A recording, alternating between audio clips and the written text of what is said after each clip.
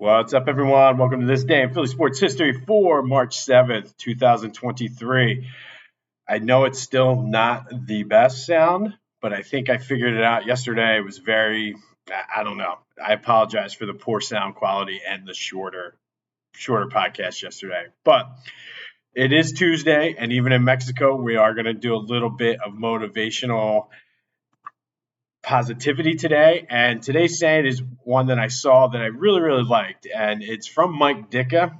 And it's you're never a loser until you quit trying. And I felt that that's pretty appropriate because you see so many times people will do things later in life. And it's like, oh, well, they kept doing it and they kept trying, they kept doing this and just kept working at it. So I think it's very appropriate for what kind of we're going through right now in the world. So the fact that just keep trying, keep plugging away, and that makes you a winner and you don't lose until you quit trying. So some good motivation here on a Tuesday. You're never a loser until you quit trying, from the great Mike Ditka. All right, we're going to start a little backwards today. We're going to do today's Philly Sports Women's History Spotlight first, and we're going to spotlight Suzy Kolber. Now, Suzy Kolber was raised in Dresher and graduated from Upper Dublin High School, which is where I live now. So I thought that was pretty cool that she's from the area and literally 5 minutes from where I live. She went to Miami, had her bachelor's in telecommunications.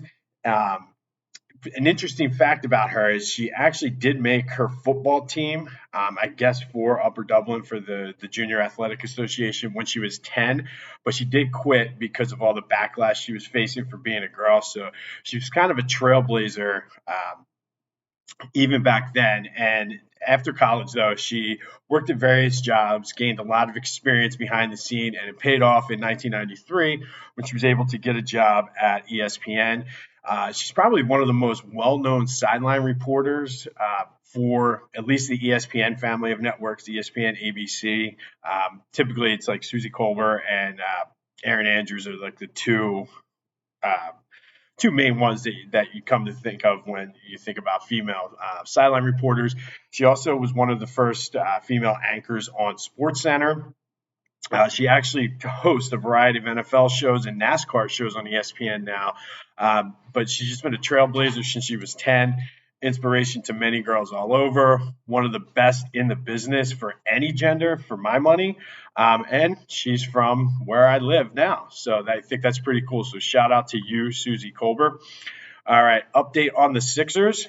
Good win last night. They were a little shorthanded, but they did an offensive explosion against the Pacers, 147-143.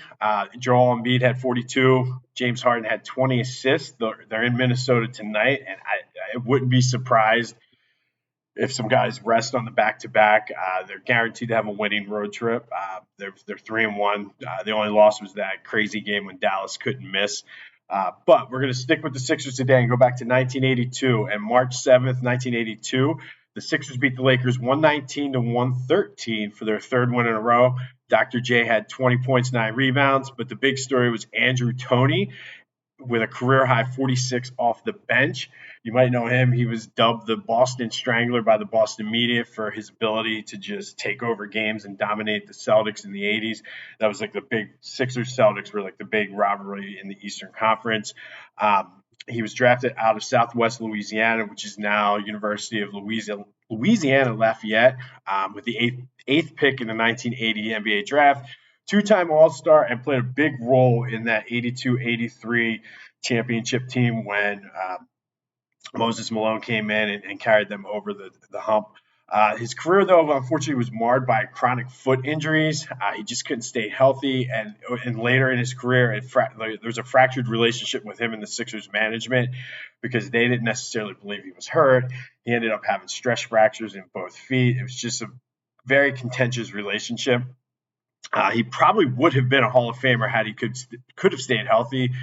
Charles Barkley basically said he's the best player I've ever played with, hands down. He just, like I said, unfortunately couldn't stay healthy. So Andrew Toney with a career high 46 points off the bench on this day in 1982. The Sixers beat the Lakers Unfortunately, for the Sixers that year, the Lakers would have the last laugh, beating them in the NBA Finals 4-2. But as we've talked a lot, it wouldn't be long before help would arrive in the form of Moses Malone. So remember, you're never a loser until you quit trying. Go have yourselves a Tuesday, and until next time, I'll see you when I see you.